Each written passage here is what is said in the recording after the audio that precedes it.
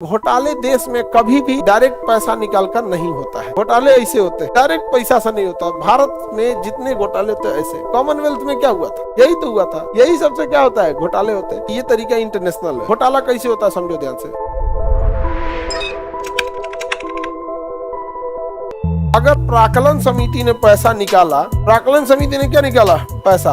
सेना को दिया 7 लाख करोड़। सेना को कितना दिया? 7 लाख करोड़ रुपया किसको दिया जाता है? सेना को दिया जाता है कि पैसा रखिए, लड़िएगा हर साल। और सेना इनकम का सोर्स तो है नहीं, वो तो सेफ्टी की चीज है, सिक्योरिटी की चीज है। कोई बिजनेस थोड़ी कर रही है, तो कोई बिजनेस वगैरह तो कर नहीं रही है। 7 लाख करोड़ रुपए किसे दिया गया? सेना को। पूरे धन की जांच कौन करेगी? लोक लेखा समिति। कौन समिति? लोक लेखा समिति। लोक मतलब पब्लिक, लेखा मतलब अकाउंट, पब्लिक अकाउंट कमिटी। ये एस्टिमेट कमिटी। ये कौन सी है? एस्टिमेट। ये पब्लिक अकाउंट कमिटी। ये पूरे धन की जांच करती है कि कितना पैसा खर्च हुआ, कहाँ नहीं हुआ। अब इतनी अच्छी व्यवस्था है कि इस समिति का जो अध्यक्ष होता है वो विपक्ष का नेता होता है। किसका नेता होता है? विपक्ष का नेता होता है। यानी सरकार बजट निकालती है, प्राक्कलन समिति का अध्यक्ष कौन होता है? सरकार का। लेकिन जो उसकी धन की जांच करने वाली समिति लोक लेखा समिति है, उसका अध्यक्ष कौन होता है? विपक्ष का। अब अगर आप गलती कीजिएगा तो विपक्ष तुरंत पकड़ लेगा कि भैया यहाँ तो गड़बड़, घोटाला है। घोटाला है कि नहीं है? और घोटाले देश में कभी भी डायरेक्ट पैसा निकालकर नहीं होता है। घोटाला हमेशा बजट में होता है। जैसे सपोज कीजिए कि हम सबसे कहें बच्चों से कि हम आज सारे बच्चों को एक एक लड्डू खिलाएंगे। घोटाला कैसे होता है समझो ध्यान से। एक एक लड्डू खिलाएंगे। हम कहे एक काम करो भैया, लगभग हर सुबह से रात तक देख लेंगे तो 40-45 हजार बच्चे आएंगे। तो सपोज करो 40 हजार बच्चों के लिए लड्डू खिलाना है, तो हमारा एस्टिमेट हो गया 40 हजार। अब 2 जगह घोटाला होगा। सपोज करो कि उस दिन 35 हजार विद्यार्थी आया, ऑफलाइन सारा एनडीए, यूपीएससी, बीपीएससी, दरोगा टेस्ट, ये वो मिला के हर घंटे यहाँ से 5 हजार निकलेगा। दिन भर में सुबह 7 बजे से 9 बजे तक बैच है। समझा कि नहीं गया? तो कोनो हॉल में बैठने का जगह नहीं है। तो 2 तरह से घोटाला होगा कि अगर हम 40 हजार लड्डू मंगाए, अब बच्चा कितना आया? 35 हजार, 5 हजार का हिला दिया। दूसरा घोटाला, सपोज कीजिए कि एक लड्डू 10 रुपए का और यहाँ एस्टिमेट दिया जाए कि एक लड्डू 15 रुपए का, प्रति लड्डू फायदा 5, टोटल लड्डू 40 हजार। कितना उसको घोटाला मार दिया? 2 लाख। कितना मार दिया? 2 लाख। नहीं मार देगा?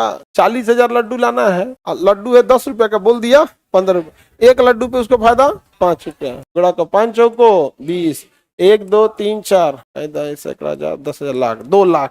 कितना का घोटाला हो गया? घोटाले ऐसे होते हैं, डायरेक्ट पैसा से नहीं होता। भारत में जितने घोटाले होते हैं ऐसे। कॉमनवेल्थ में क्या हुआ था? यही तो हुआ था। जो बाल्टी थी, उस बाल्टी का जो रेट था 500 रुपया, लेकिन उसका प्रतिदिन का किराया दिखाया गया था कि 1000 की 1500 रुपया। घोटाला कैसे हो गया? यहीं पे ना। अब मान के चलिए 1 लाख बाल्टी आया है, जो एथलीट आए हैं उन सब के लिए रखने के लिए। तो कहा कि भाई बाल्टियां हम खरीद के क्या करेंगे? भाड़ा पे ले लेते हैं, क्योंकि गेम खत्म होने के बाद सरकार 1 लाख बाल्टी ले गए। बाल्टी कहाँ करेगी यहाँ पे? तो बाल्टी का रेट दिखाया गया भाड़ा पे कि 1200 की 1500 रुपया प्रतिदिन का भाड़ा है बाल्टी का। तभी ना घोटाला हुआ था। यही सबसे क्या होता है? घोटाले होते हैं। बिहार में ऐसे नहीं होता है। बिहार में अलग ट्रेंड चलता है। बिहार का तरीका अलग है। जैसे सपोज कीजिए कि 1500 करोड़ रुपया सरकार ने दिया एक पुल बनाने के लिए। समझ में गया कि नहीं आ गया? तो टेंडर अलॉट हो गया कि सपोज करो कौन सी कंपनी बनाएगी। कंपनी का नाम हो गया ए कंपनी टेंडर बनाएगी। तो इसको 1500 करोड़ मिलना चाहिए ना? नहीं, अब नहीं मिलेगा। जिस साहब का विभाग है 10% उनको चाहिए, उनके अधिकारी को चाहिए 3%, फिर उस एरिया के जो नेता हैं लोग उनको चाहिए। ऐसे करते करते इसको कमीशन खिलाते खिलाते 40% रास्ते में खत्म हो जाता है। 40% रास्ते में खत्म हो जाता है। रास्ते में खत्म हो गया। अभी बताओ वो 60% में क्या बनाएगा? 60% में क्या बनाएगा? मार देगा घोटाला। वो 40% की भरपाई कहाँ से करेगा? मटेरियल खराब करके। हो गया। अभी 40-60% उसको नहीं मिलेगा। अब बिहार में गुंडई फैशन है। समझ में आ गया कि नहीं आ गया? वो 60% उसके पास मिला ना।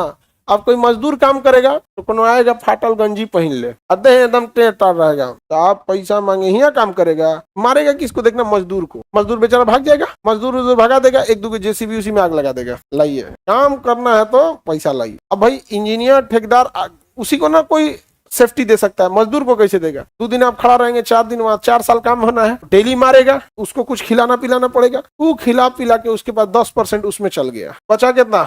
50। लो यही पुल गिर जाता है, यही पुल गिर जाता है और आप गरियाते हैं उनसे। समझा गया कि नहीं गया? गिरेगा नहीं पुल, ये पक्का गिर जाएगा। तो ये अलग तरीका भी है, ये तरीका किसका है? और बाकी ये तरीका इंटरनेशनल है कि भैया हम क्वालिटी से समझौता नहीं करेंगे। 10 रुपये का मान के चलिए 10 रुपये का सामान लगाना है तो हम 10 रुपये का ही लगाएंगे, बोल देंगे कि 15 रुपया खर्चा आया। इसलिए घोटाले लगभग हर जगह, लेकिन हमारे यहाँ का तरीका अलग है। समझा गया? आगे बढ़े। रीजन भी है, हमारे यहाँ कुछ भी हो जाएगा, लोग अपने जात वाले को नहीं छोड़ेंगे। यहाँ कोई भी खराब इंसान, कोई क्रिमिनल है, अपराधी है, वो अपनी जाति का हीरो है फिर उसको दूसरे से कोई मतलब भी नहीं है, अपने से ही बोलते रहे। तो जांच बताइए, प्राक्कलन समिति की जांच कौन करता है? समझा गया? एगो गाना नहीं है, मार देंगे कट्टा कपार में आइए ना हमरा बिहार, पुल गिरा देंगे कपार पे आइए ना हमरा बिहार में, पुलवे गिरा देंगे लोग यहाँ पे।